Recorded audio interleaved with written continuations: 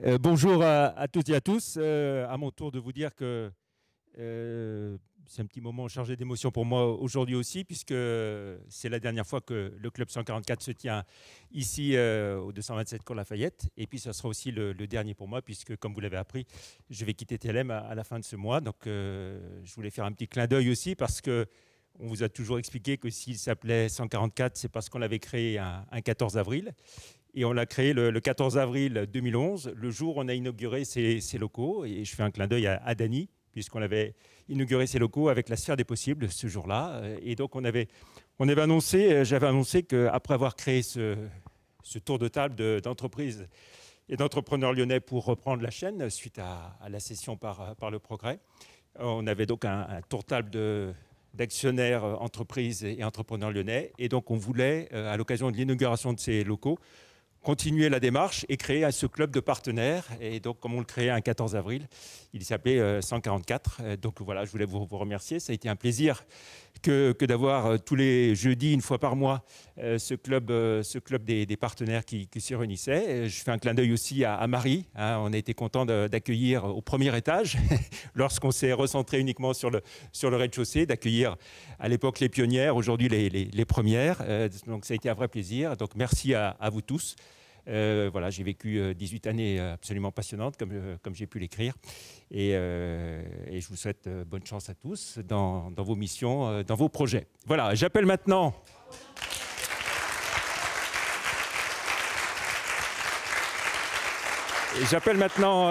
Cédric Denoyel et Marie Esquelis, donc président et directrice donc, de H7. Donc le lieu, on va dire, lieu totem de la French Tech. Et puis, c'est un petit symbole aussi, je trouve, que l'Union French Tech se marie aussi et se rapproche de Saint-Étienne et devienne donc la French Tech One Lyon-Saint-Étienne. Donc, j'en suis ravi, vous le savez pourquoi. Voilà, donc merci d'être avec nous. C'est un vrai plaisir que de vous accueillir et puis que vous nous présentiez ce très beau projet, comme l'a dit Emmanuel Roy. Peut-être pour commencer, un mot sur l'historique, l'histoire, comment l'idée de ce lieu totem est venue et comment a vu le jour H7.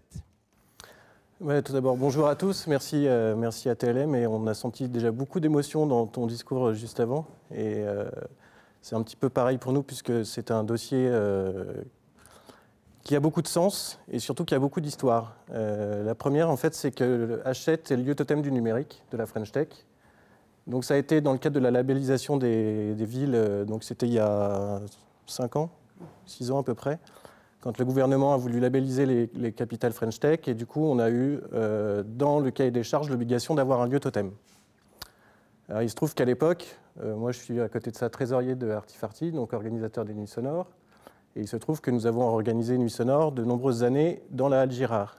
Et lors d'une inauguration, donc ça devait être il y a 5 ans ou 6 ans, Gérard Collomb, à l'époque maire de Lyon, était venu, avait vu toutes les installations numériques qu'on avait faites, et il a dit, ce jour-là, le lieu totem, ça sera ici. Voilà. Donc depuis, il s'est passé pas mal de temps. VURPA, le cabinet d'architecture, a été mandaté pour faire les travaux, en relation avec la SPL Lyon Confluence et en relation avec nos propres équipes de maîtrise d'usage ou d'ouvrage, pour qu'on adapte le bâtiment au mieux à son futur usage. En gros, l'histoire, elle est importante parce que le choix du bâtiment n'est pas anodin. La Halle Girard, c'est un bâtiment des années 1857, une chaudronnerie industrielle, qui a à l'époque créé des emplois autour de l'industrie. Donc il y avait à peu près une 50aine d'emplois. Il y avait Monsieur Girard qui avait sa maison de maître juste à côté. Et son usine qui surplombait son usine. Et en fait, cette halle ensuite a eu plusieurs vies. C'est devenu un paintball. On a fait Nuits Sonores. Et donc, du coup, maintenant, c'est devenu le lieu totem du numérique. Voilà pour la petite histoire du lieu. Alors vous êtes parti, on va dire, en quelque sorte d'un diagnostic que vous avez établi, et puis vous avez voulu donner du sens et des valeurs parmi les objectifs que vous êtes fixés en créant H7. Oui, en fait, le sens et les valeurs, elles sont représentées notamment dans la gouvernance de H7. H7, aujourd'hui, c'est une société privée, c'est une SAS qui a un capital de 50 000 €. et dont les actionnaires en fait représentent beaucoup de choses. Aujourd'hui, on a en actionnaire principal, on a le groupe SOS, qui est une association loi 1901, qui fait à peu près 1 milliard d'euros de chiffre d'affaires, enfin d'activité, pardon, qui travaille notamment sur tout ce qui est EHPAD, établissements spécialisés, tout ce genre de choses. Ils ont donc 51% du capital. Ensuite, on a l'association Artifarty, qui elle aussi est une association qui fait à peu près 10 millions d'euros de chiffre d'affaires et qui emploie 110 personnes.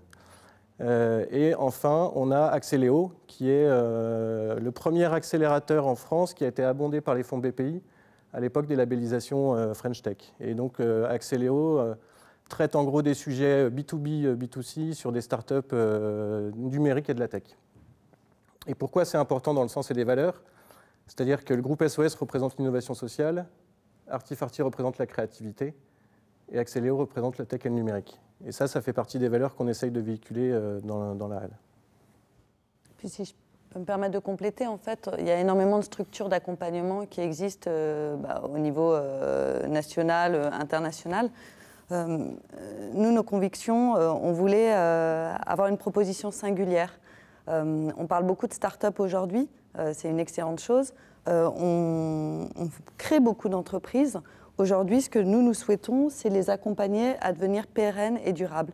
Donc, ces start-up, et c'est beaucoup moins sexy, mais à les aider à devenir des vraies entreprises, des PME, des ETI, et qui partagent nos valeurs, à savoir, aujourd'hui où on est confronté à tous ces enjeux de société que vous connaissez tous, écologiques, environnementaux, sociétaux, il y a une vraie prise de conscience qui se passe, et notamment dans les plus jeunes générations.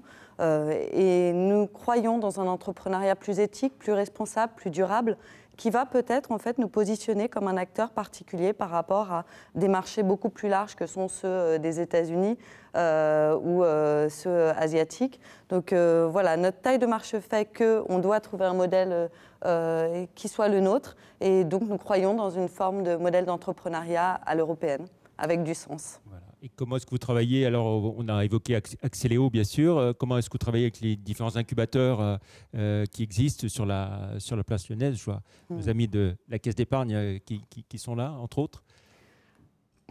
En fait, sans eux, nous ne serions pas là aujourd'hui. C'est quand même la première chose. Puisque H7, on ne l'a pas dit, donc H c'est la Halle Girard, 7 l'adresse physique, donc le 70 KPRH. Et si vous tournez un peu le truc, ça fait H7 en anglais, l'âge de raison. L'âge de raison a 2 titres. Le premier, je viens de vous en parler, c'est cette notion d'éthique et de responsabilité. Mais c'est surtout que les premiers accélérateurs de start-up, ils se créent à Lyon il y a 7 ans. C'était Boustignon, Ronalpia. Depuis, en effet, on a 50 structures d'accompagnement qui existent sur le territoire, des pôles de compétitivité, des clusters. Donc on a un écosystème qui est vibrant, qui est dynamique. On a des gens qui ont envie et qui se rassemblent autour de la French Tech, notamment, qui a réussi à fédérer tous ces acteurs-là. Aujourd'hui, de quoi ont besoin les entreprises lyonnaises, mais également, je crois que c'est un enjeu qui est plus national, c'est de favoriser ce passage à l'échelle. Et énormément des startups, et on va en parler des candidatures, mais qui ont candidaté pour rejoindre H7, en fait, viennent de ces programmes d'accélération. Donc viennent de Boustignon, viennent de Village by CA, viennent de l'EM Lyon, viennent des premières. Donc nous, on se positionne comme l'after. Vous travaillez avec tout le monde? En fait, presque. On se positionne comme l'after de ces programmes d'accompagnement parce que, par nature, les entreprises, lorsqu'elles grandissent, elles passent à 5, voire 15 collaborateurs et demain, et nous on le souhaite, aller jusqu'à 100 personnes. Et ben, il y a une problématique toute bête qui est celle de la taille et qui est celle que ces programmes ont des durées limitées. Et donc, il y a un moment, elles se retrouvent dehors, sauf que ce n'est pas parce qu'on devient une plus grande entreprise qu'on souhaite être toujours isolé. On a toujours besoin d'un accompagnement qui est différent. Mais l'isolation, c'est ce qui fait que les entreprises ne perdurent pas. Donc, il faut créer cette communauté. Si on essaie de voir en termes d'objectifs quantitatifs pour H7, donc l'idée, c'est quoi? Combien de start-up accueillir, en fait, qui travailler, enfin. On essaye de s'appliquer à nous-mêmes ce qu'on essaye d'appliquer aux start-up, c'est-à-dire qu'on va se fixer des objectifs qualitatifs et quantitatifs. En gros, cette année, on aimerait recevoir, là on a déjà une promo de 42 start-up, on vous en parlera un peu plus tout à l'heure. On aimerait en accueillir à peu près 70, entre 70 et 80 par an. L'objectif qu'on se fixe, parce qu'on n'a pas parlé encore de l'accompagnement, mais en gros, c'est de dire qu'elles doivent faire entre 20 et 30% de chiffre d'affaires en plus en passant par chez nous. L'objectif qu'on se fixe aussi, c'est qu'elles créent des emplois, bien évidemment, parce que si elles sont en croissance, elles créeront forcément des emplois. On essaye aussi d'attirer tout ce qui est financement, donc tout ce qui est venture capital, par exemple, tout ce qui est fonds d'investissement. Donc on s'est fixé, je crois, une dizaine ou une quinzaine de 10 fonds d'investissement présents dans Hachette, puisque le financement fait partie de la chaîne de valeur de ce genre des startups. On s'est fixé aussi, je crois, une centaine d'experts référencés chez nous, donc sur des différents thèmes. Ça peut être la blockchain, ça peut être l'IA, ça peut être le financement, ça peut être l'éthique, ça peut être le design. Donc tout ça, on se fixe cet objectif-là. Et on a, je crois, aussi on s'est fixé une centaine de helpers. Des helpers, donc des entrepreneurs qui sont là pour partager leur expérience avec les startups qui sont présentes dans Hachette. Et le dernier point quand même, c'est celui de l'international, puisqu'on souhaite pouvoir accueillir dans une logique déjà de soft landing. On est en train de monter un programme international en collaboration avec la DERLI et la métropole de Lyon.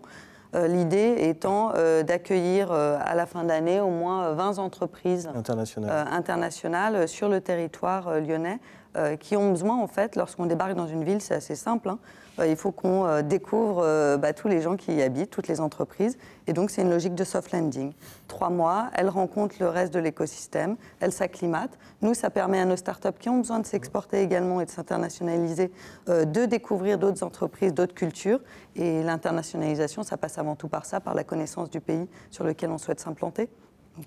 Alors, ce qu'on peut peut-être faire, c'est en images, donner la parole à quelques startups pour qu'elles nous expliquent un peu ce qu'elles sont venues chercher dans H7 et comment ça se passe. Et d'ailleurs, on fait tourner toutes nos vidéos par une startup qui est incubée et accélérée chez H7. Voilà.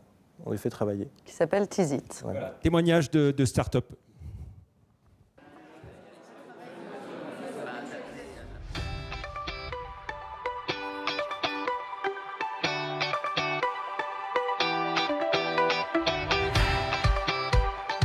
On édite un logiciel de chasse immobilière pour investisseurs locatifs. On développe Viscab, l'appli web qui va révolutionner l'impact carbone des promoteurs immobiliers. Econome réalise des économies dans les copropriétés en collaboration avec les syndics et les conseils syndicaux. Proprilib réalise la vente de votre bien immobilier pour une commission fixe et unique de 3 990 € seulement. On développe un service dispensé par des professionnels de la puériculture destiné aux jeunes parents qui accueillent un nouveau-né chez eux. On accompagne le pharmacien dans le développement de ces nouvelles activités auprès du patient. Ce qu'on réalise, c'est une solution de détente musculaire des salariés en entreprise grâce à un robot collaboratif. Smash, c'est la meilleure façon d'envoyer des fichiers volumineux. C'est très simple, rapide, sécurisé et valorisant pour les entreprises de toute taille. Je digitalise les contrats de travail. Donc, je fais des contrats de travail en quelques minutes, voire quelques secondes, pour tout ce qui est CDD, intérim, contrat court et aussi les CDI. Un logiciel qui sert à créer des assistants virtuels, c'est-à-dire des chatbots, à destination des grands comptes et des PME. Nous accélérons, suivons et mesurons toutes les introductions professionnelles au sein de votre organisation. On a créé la Bébéothèque, une idée cadeau qui permet de conserver tous les souvenirs que l'on garde de nos enfants.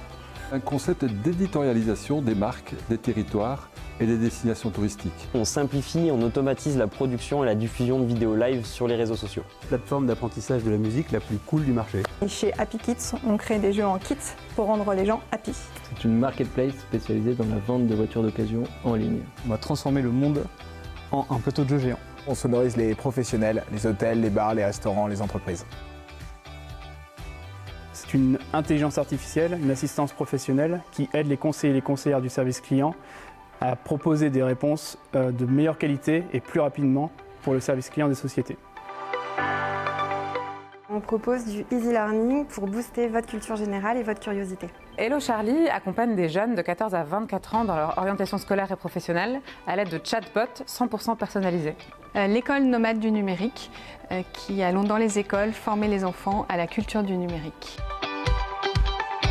On révolutionne la gestion de trésorerie des entreprises en France et en Europe. Algo conceptualise et commercialise des produits alimentaires fonctionnels aux algues pour tous les moments de la journée. Devor, c'est une solution SaaS qui permet au groupe de restaurants d'améliorer la rentabilité de chacun de ses points de vente par le pilotage de données. La plateforme qui augmente le trafic et les chiffres d'affaires des magasins de sport via la recommandation de coachs sportifs. Première plateforme de réservation de vacances pour les personnes en situation de handicap et à mobilité réduite.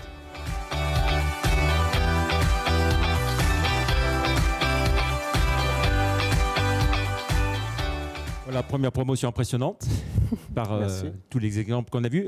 Donc elles vivent leur vie, elles se développent. Et puis il y a aussi un programme d'accompagnement pour chacune de ces startups. Est-ce que vous pouvez nous en dire un mot de ce programme d'accompagnement? Bien sûr. Déjà, avant de vous parler du programme, pour rappeler, donc on a eu 200 candidatures sur 2 mois, ce qui est beaucoup en fait pour le territoire de Lyon. Donc on était hyper contents. Et dans nos critères de sélection, puisqu'on en a retenu 42 que vous venez de voir, alors elles ne sont pas toutes présentes et on vous invite à venir les rencontrer en fait dans H7. Vous voyez qu'il y a tous les secteurs d'activité qui sont représentés, de la food au HR Tech, au transport, à la mobilité. Ça, c'était vraiment un de nos critères, c'est-à-dire avoir une grande mixité, diversité, parce qu'on croit que l'open innovation, l'innovation même dans sa définition, se nourrit de l'autre, de l'échange, du brassage. Donc c'était une de nos convictions. La deuxième chose, on voulait des entrepreneurs qui voyaient le monde différemment, des entrepreneurs et des entrepreneuses qui rêvaient lorsqu'ils parlaient de leur projet, tout simplement. On cible encore une fois des startups qui ont déjà une traction commerciale. On n'est pas sur de l'early stage, excusez-moi du jargon, mais donc de la startup en création. Et pour finir, on a sélectionné des entrepreneurs et des entrepreneuses qui souhaitaient être les pionniers d'une aventure humaine. Donc ça, c'était vraiment un de nos critères, parce qu'ils vont nous aider à construire ce programme dont vous parlez, d'où ma transition. L'idée, c'est qu'on ne va pas leur faire un programme sur mesure. Comme une start-up en création, elle va avoir des problématiques relativement similaires. C'est-à-dire comment est-ce que je fais mon business plan, où est-ce que je trouve des subventions. Et là, en fait, on est sur des startups qui sont à un stade assez avancé. Donc la scale-up, pour reprendre les termes de la French Tech, ces enjeux, ce sont le recrutement RH, comment est-ce que je passe de 5 à 100 salariés sur une année, et comment j'arrive à fidéliser et à diffuser ma culture d'entreprise pour avoir une équipe qui permette au projet d'aboutir. Des enjeux, évidemment, d'optimisation de l'outil de production et d'automatisation de ses propres outils en interne pour assurer la gestion de la croissance. Des enjeux, évidemment, de business. Oui, c'est tout à fait. Des enjeux business, c'est-à-dire déjà prendre son téléphone et appeler son client et générer du chiffre d'affaires. Encore une fois, ça, c'est pas très sexy, on n'en parle pas beaucoup, mais c'est peut-être la clé de voûte pour avoir des entreprises qui aient des valorisations qui ne soient pas trop décorrélées de leurs fondamentaux économiques. Donc voilà, vendre. Et puis le dernier enjeu, c'est un enjeu sur l'international, puisque là, on ne les a pas vus, mais Ubi Transport notamment, qui s'implante sur le marché américain, ou Troops qui digitalise les RH, dont c'est également l'ambition. Donc voilà. Et puis le dernier enjeu, et c'est là où je vais te laisser en parler, c'est celui quand même des technologies fondamentales. Et pour ce faire, on s'est entouré d'un pool d'experts. Oui, en fait, je reparle juste des 4 fondamentaux qui, en fait, aujourd'hui font ce qu'est l'accélération. Business, techno, international, innovation sociale. Ça, c'est nos 4 piliers. Le business, en fait, qu'est-ce qu'on va faire pour que tout ça, ça marche? En fait, l'objectif, il est assez simple, c'est de connaître nos startups par cœur. C'est ce qui va faire aussi la singularité de H7. C'est aussi pour ça qu'on va parler d'accélération responsable. En fait, on va apprendre à connaître toutes nos boîtes pendant 1 mois. Ensuite, donc elles vont avoir des questionnaires et on va les triturer un peu pour voir quels sont leurs enjeux stratégiques. Donc, comme disait Marie, le premier enjeu pour nous, c'est le business. Donc ça, c'est pas très compliqué. Il suffit de faire des deals avec les PME locales ou nationales, les grands groupes, les ETI. On a reçu ce matin EDF, par exemple, qui a des tonnes et des tonnes et des tonnes de bons de commande à passer. Bon, on va faire en sorte qu'elles les passent dans les startups de H7. C'est aussi simple que ça. L'avantage du business, c'est qu'il va vous permettre de faire ce qu'on appelle la preuve de concept.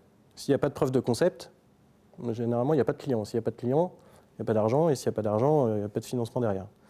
Donc ça, c'est la première chose. Les technos fondamentales, en fait, on considère que le numérique et la tech, c'est un moyen. Ce n'est pas une finalité en soi.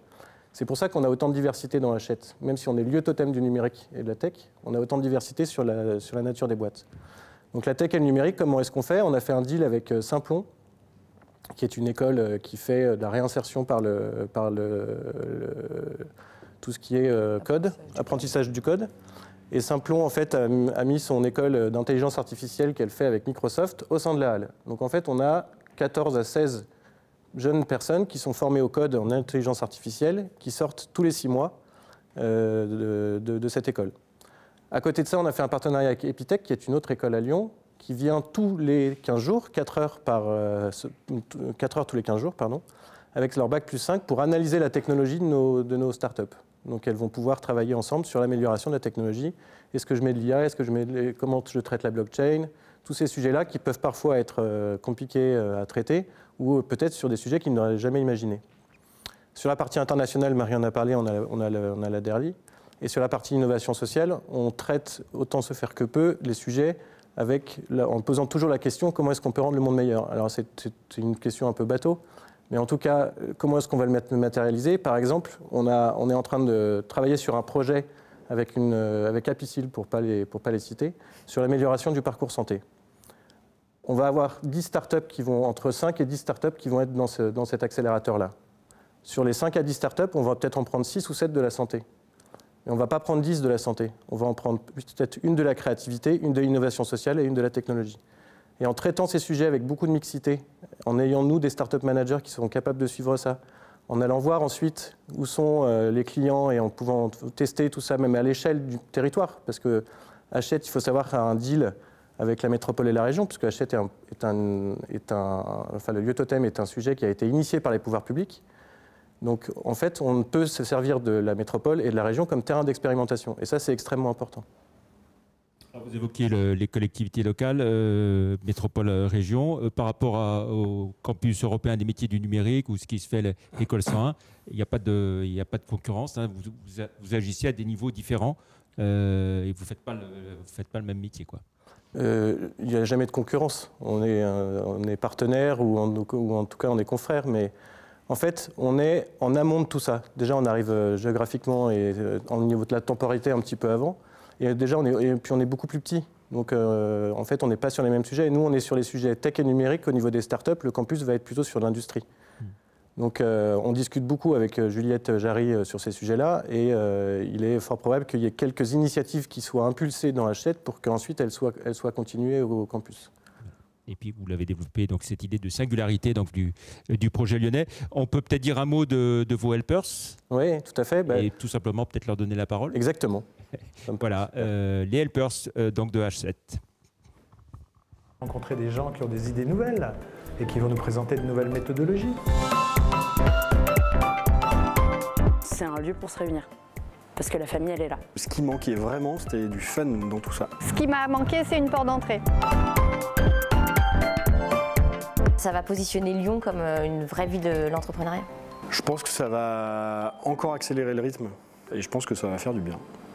Ça va changer d'avoir enfin une place pour nous, les startups, pour qu'on puisse s'exprimer et travailler tous ensemble. Vas-y, fonce. C'est ne pas chercher l'idée géniale, mais chercher le sujet qui l'intéresse et de prendre le temps, au fur et à mesure du développement de son projet, de trouver l'idée géniale. Il faut, avoir de l'abnégation et 2, s'asseoir sur son ego. Essaye de prendre un maximum de conseils, mais surtout persévère et crois en tes idées. 4 millions? C'est d'avoir 72 heures en une journée. Travailler en dormant. Richard Branson. Les clients, j'en reviens toujours à ça. Barack Obama. Ce serait un génie du web marketing. Plutôt petit bateau à la Clarence-Thierry. Croire que Lyon est une ville vraiment européenne. Lyon demain, c'est Barcelone ou c'est Francfort. On a besoin de prendre conscience qu'on a passé une étape et qu'on s'ouvre vers une nouvelle étape. Et je crois que H7 va représenter ça. Je suis assez attentif de ce qui va se passer à H7, où justement on va se retrouver avec une espèce de mixité et pas être cloisonnés chacun dans notre lieu côté web ou food tech ou je ne sais quoi. De la start-up à l'ETI. The place to be for all doers. C'est un habitat hybride et harmonieux pour entreprendre heureux. Where you can do what is next. l'envie d'entreprendre. Start-up. Olympique Lyonnais. Oui? Non, je ne vais pas le donner. Ils vont tous regarder. Alors, on a découvert les startups, on vient d'entendre les helpers. De quelle façon est-ce qu'ils sont présents au quotidien? Et j'ai envie de vous demander, finalement, une semaine à H7, comment est-ce que ça se passe? Alors, comme Cédric l'a expliqué tout à l'heure, déjà on va prendre le temps d'abord de les connaître par cœur pour leur apporter un accompagnement sur mesure en fonction de leurs besoins et non pas un accompagnement standardisé qui ne fit pas du tout. Donc l'idée vraiment c'est cette phase de diagnostic et de connaissance. Et à partir de là, déjà on a recruté un startup manager qu'on va d'ailleurs appeler écosystème manager parce que son rôle ça va être de coordonner à la fois les startups avec les corporates, avec les fonds d'investissement, avec les laboratoires, avec les écoles, etc. Il va avoir un rôle en fait fédérateur pour mettre en place ce programme. Donc une semaine type quand même, parce qu'on a quelques idées. Déjà tous les matins, on va avoir une revue de presse parce qu'on croit qu'il faut remettre en fait les entrepreneurs à la lecture de la presse, à la prospective. La première clé pour faire avancer son entreprise, c'est de connaître son marché, de connaître ses clients et de connaître aussi quelles sont les entreprises qui ne sont peut-être pas sur le territoire lyonnais, qui sont peut-être à l'international, qui risquent d'arriver et de chambouler tous les plans qu'on avait prévus jusqu'alors. Donc vraiment la prospective avec des partenariats médias, bien évidemment.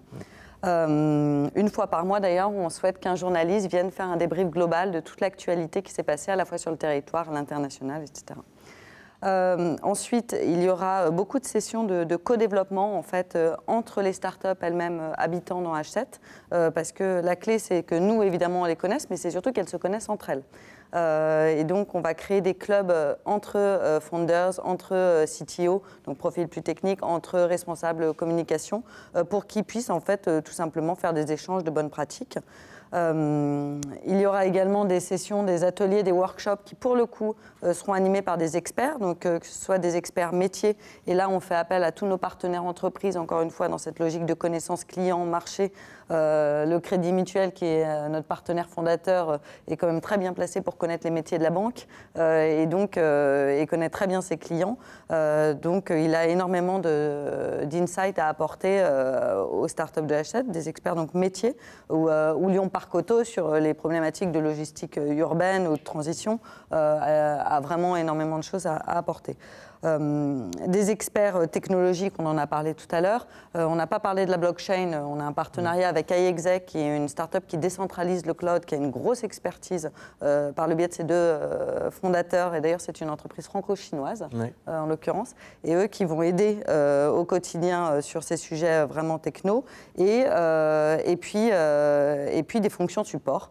Donc, tout simplement, des DRH, des directions des achats, des directions acquisition des grands groupes avec lesquels on parle au quotidien. Je crois que tu oublies quelque chose d'extrêmement important aussi. Il faut qu'on mange à midi. Et puis, il faut qu'on puisse recevoir toutes les entreprises qui ont envie de venir dans H7. Donc, juste, ce qui est important, c'est qu'on a séparé H7 en 3 zones. On a une zone home où va se passer tout le système d'accompagnement. Mais l'accompagnement, il se fait aussi dans la zone HIT, qui est la zone où, en fait, on a mis un système qui s'appelle le Food Hall, donc avec 7 petites guérites de restauration, 150 restaurateurs qui se sont inscrits et qui vont venir toutes les semaines changer le fooding dans H7.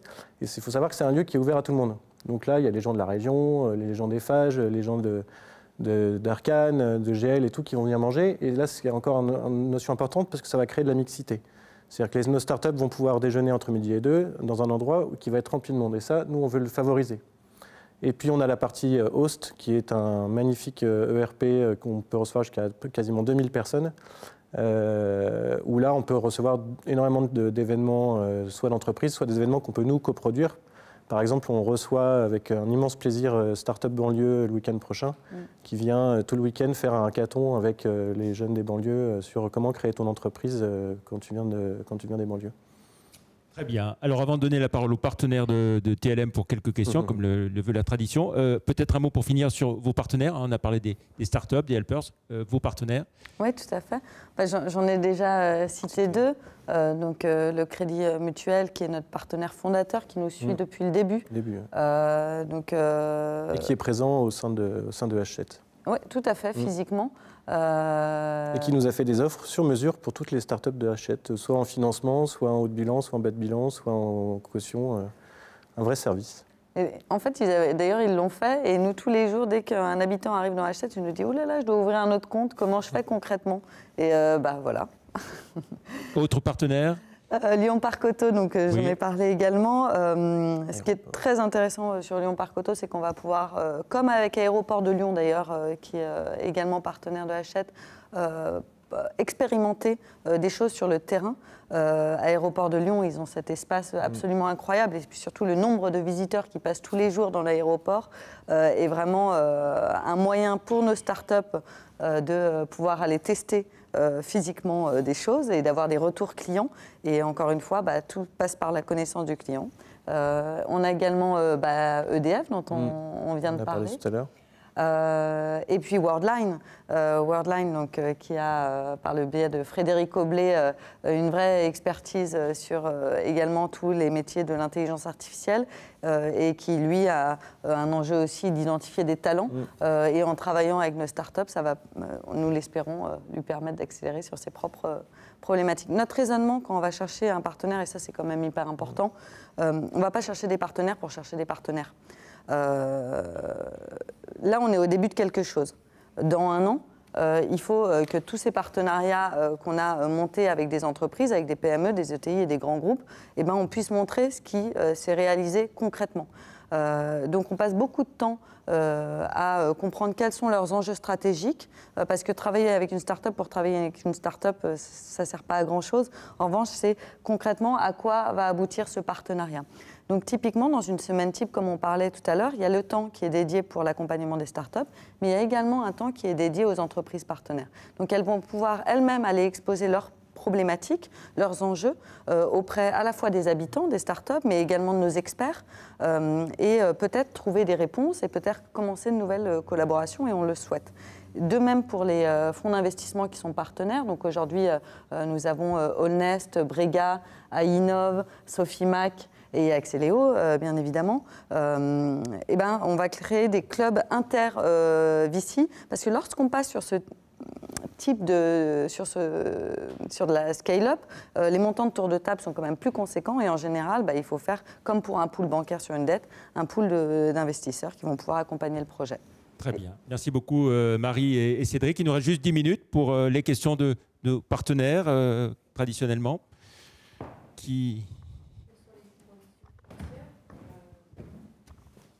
Bonjour, on m'a tapé dans le dos, j'ai rien senti. Quelles sont les conditions financières pour accéder justement au H7 ? Alors, en fait, on a deux moyens de rentrer dans H7. La première, elle est en répondant aux appels à projets qu'on lance en gros tous les 6 mois.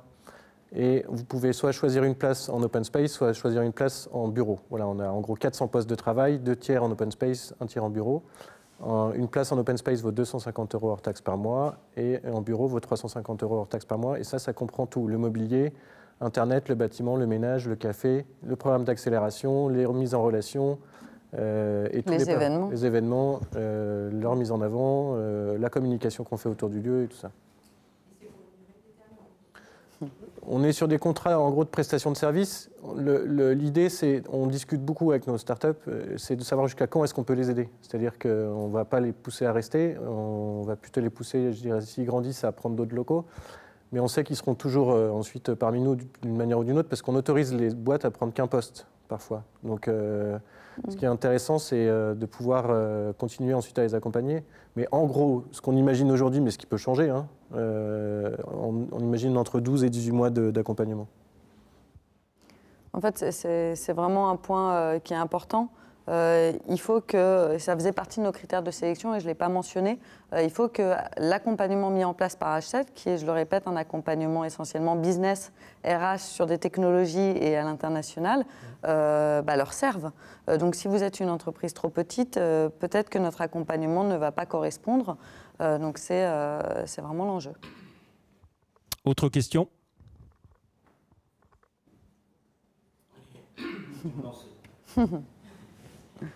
Une start-up, c'est quoi? C'est une entreprise qui se crée ou ça peut être une entreprise plus ancienne qui a envie de rebondir, de redémarrer, de changer de métier ou ainsi de suite.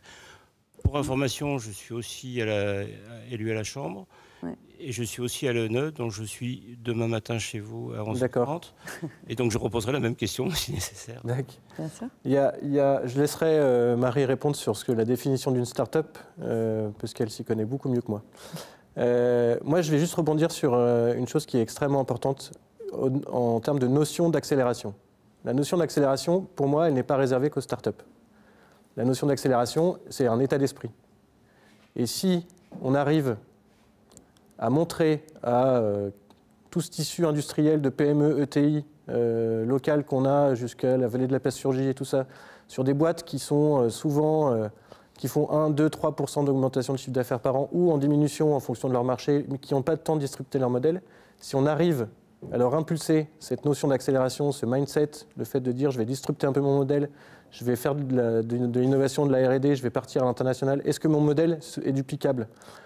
Quand tu es une start-up, c'est bien de se poser la question parce que ça paraît naturel, mais pour une boîte traditionnelle, une PME qui fait 10 millions d'euros de chiffre d'affaires, elle peut aussi se poser la question. Et cette notion de start-up, en fait, et d'accélération, pour moi, elle doit être universelle, en fait. Elle n'est pas réservée qu'aux startups. Ouais, et puis, même pour compléter, on est convaincu que les PME, les ETI, les grands groupes ont beaucoup à apporter, encore une fois, sur la connaissance marché, doivent elles-mêmes apprendre, en fait, des startups qui, par nature, et ça fera partie d'un élément de réponse, ont un aspect quand même digital, numérique, tech, et souvent sont créés par des plus jeunes entrepreneurs qui ont cette culture et cet ADN-là. Donc on veut vraiment créer des ponts entre les deux. La start-up apporte la culture du digital et la PME ETI apporte la connaissance marché et le concret. Pour répondre à la question d'une start-up, c'est quoi? C'est une excellente question. Hier soir, on avait Olivier Ezrati qui est venu nous voir dans H7 et il a commencé en fait son intervention par ça. Concrètement, c'est quoi une start-up? C'est un mot qui est hyper galvaudé, qu'on utilise en permanence. Une start-up, c'est justement, on va la distinguer dans nos critères de sélection. Nous n'avons pas sélectionné des entreprises de services. Donc une start-up, c'est une entreprise qui va grossir, qui va aller beaucoup plus vite, qui va devoir automatiser ses outils de production. Et si vous avez une part du chiffre d'affaires qui est beaucoup plus importante sur du service, donc du temps homme, pour développer votre entreprise, vous n'allez pas pouvoir automatiser ce qu'on appelle scaler et accélérer. Donc moi, ce serait ça mes deux définitions. C'est cette définition de l'automatisation et de la scalabilité du modèle. Ma deuxième définition serait que c'est une entreprise qui a un produit, parce qu'on a tendance à l'oublier, mais typiquement une entreprise de la tech ou de la R&D, il faut pour aller sur le marché qu'elle puisse avoir un produit à vendre. Et puis c'est cette notion quand même d'accélération, d'hypercroissance. Je ne sais pas si ça répond à votre question. Ça démarre à combien l'hypercroissance? Plus 20% de chiffre d'affaires par an. Ça démarre à 20% l'hypercroissance. Oui, c'est ça. C'est 20%, oui, c'est ça la définition. Ouais. En industrie, oui. Voilà. Question de M. Joly, quand on dit élu à la Chambre, il fallait entendre la Chambre de commerce et d'industrie Lyon Métropole, bien sûr. Je précise un peu le sens de ma question quand même, parce que dans toutes nos instances, MEDEF, CGPME, enfin CPME, Chambre et ainsi de suite, même à la région, même à la métropole, on dirait que tout le monde se focalise un peu sur aider les startups, et c'est très bien. Et quelquefois, on oublie un petit peu qu'il y a un wagon d'entreprises, et il y en a plus de 100 000 dans notre région. Donc on aide 2000 ou 3000 startups, ce qui est très très bien. Ouais. Mais dans la tranche intermédiaire, il y a les très très gros qui se débrouillent très bien et qui ont, sous-entendu, pas forcément besoin d'aide. Mais il y a une tranche d'un grand nombre de TPE, PME qui ont besoin d'être accompagnés dans la migration informatique et tout ce que l'on veut. Transition. pour évoluer dans cette tranche, pour évoluer dans ce métier. À l'ENE, on en accompagne, dans d'autres organisations, on en accompagne, mais on sent que c'est toujours limité à 150, 200, 300 ou 400 entreprises, et tout le monde ne bénéficie pas d'un système d'aide. Alors que 200, 300, 400 entreprises, c'est très bien, c'est un gros effort, mais par rapport aux 100 000 entreprises de notre région Rhône-Alpes, c'est assez faible quand même, quoi. Voilà. Oui, tout à fait. Pour moi, il y a beaucoup de sujets là-dedans. En fait, je pense que la start-up, elle est aidée aujourd'hui parce qu'on a aussi un vrai phénomène de communication autour de ça. Nous, quand on a pris le projet de la Halle, on a une concession de 12 ans. On nous a demandé d'être le lieu totem du numérique de la French Tech. Dans 12 ans, est-ce qu'on appellera toujours ça des start-up? Nous, ce qui nous intéresse, c'est l'entrepreneur. C'est pas vraiment... c'est une boîte de service, si c'est une boîte de la tech. Nous, ce qu'on veut, c'est un entrepreneur qui a les yeux qui pétillent, qui a envie de se faire accompagner, qui a envie de créer des emplois et qui a envie de partir à l'international et qui a envie d'écouter les autres. Et cet entrepreneur, il peut être créateur d'entreprise, il peut être patron d'une boîte depuis déjà 50 ans. Voilà. Et en fait, le totem du numérique de la French Tech, il est là comme un étendard. Il est à la disposition de toutes ces entreprises qui ont besoin de faire ce qu'on appelle leur transition numérique, et vous connaissez ça par cœur avec l'ENE. Moi, j'ai un exemple, je suis président de Capsa Container à côté, donc boîte ça fait 6 ans qu'elle existe, et j'ai jamais réussi à faire ma transition numérique, jamais. Parce que tous mes chargés d'affaires, tous mes ingénieurs sont focus un sur la prod et deux sur la vente. Et en fait, pourquoi j'ai pris H7 comme projet? C'est parce que justement, moi j'ai loupé ce virage, du coup Capsa n'est jamais parti à l'international, par exemple. Alors ça va être le cas, donc ça, j'ai pas de doute là-dessus. Et je me suis dit, pourquoi est-ce que les boîtes de l'industrie, qui sont 85% du tissu de notre région, pourquoi est-ce que ces boîtes-là, elles ont tant de mal à passer à un CRM, à l'ère du numérique, à ce que leur productivité soit numérisée? Et ça, c'est un sujet que je me suis longtemps posé la question, parce qu'à chaque fois que j'avais quelqu'un qui venait me voir, je ne comprenais rien à ce qu'il me disait. Donc, du coup, la raison pour laquelle j'ai pris la présidence de Hachette, c'est que j'avais voulu apporter un peu de pédagogie dans ce dispositif-là.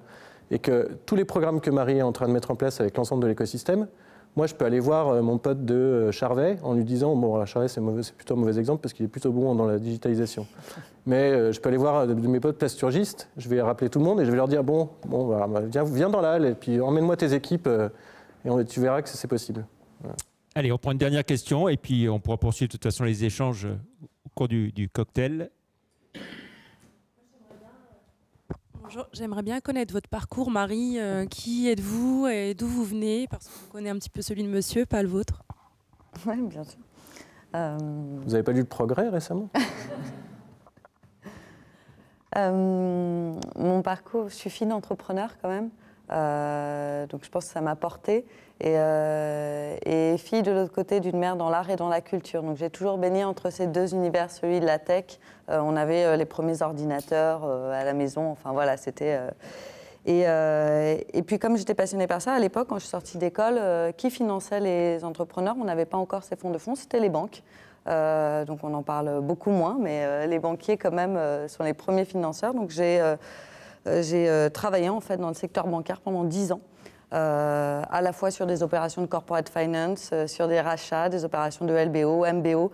Et ce qui me passionnait plus que tout, justement, c'était au contact de l'entrepreneur qui est dans sa phase de transition et d'être au contact de la stratégie.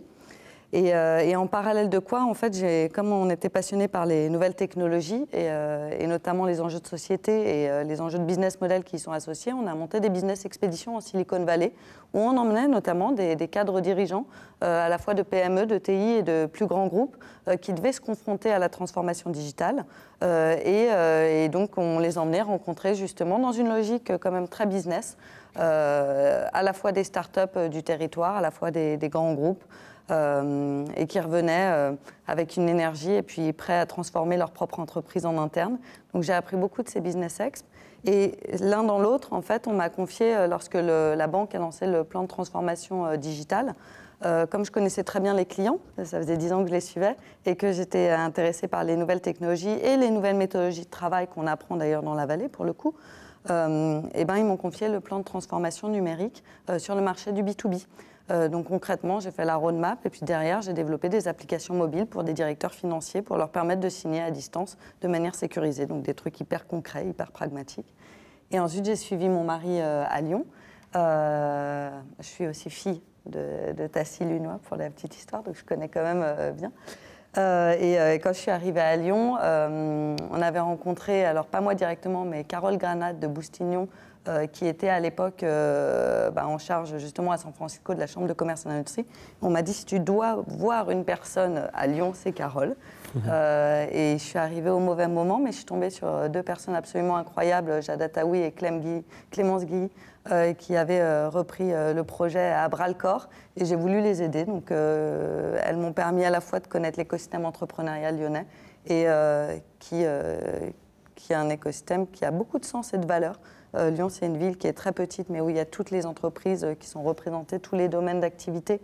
Et cette taille de ville nous permet aussi d'accélérer, d'aller plus vite sur certains sujets. On se connaît tous à Lyon. Moi, en 3 ans, en fait, j'ai rencontré tout le monde. C'est absolument incroyable. Et ça permet d'accélérer, c'est ce qui m'a plu. Et en parallèle de quoi, comme j'étais passionnée par l'intelligence artificielle, j'ai monté Lyon is AI, qui est l'association qui vise à fédérer l'écosystème de l'intelligence artificielle à Lyon, donc entreprises, start-up, experts, avec notamment Amélie Cordier et Flavien Chervet, parce que quand je ne connais pas un sujet, je m'entoure de gens qui le connaissent très très bien. Et on a co-créé cette association. Et ensuite, je suis tombée sur Cédric. Il m'a parlé de son projet. Je crois je voulais m'occuper d'un lieu de vie, un lieu de vie dédié aux entrepreneurs. C'est ce que j'aime faire au quotidien, faciliter la mise en relation. Et tu m'as expliqué le projet et tu m'as montré les lieux, tu m'as expliqué les valeurs et ça m'a plu et voilà. Très bien. Merci beaucoup Marie. Merci.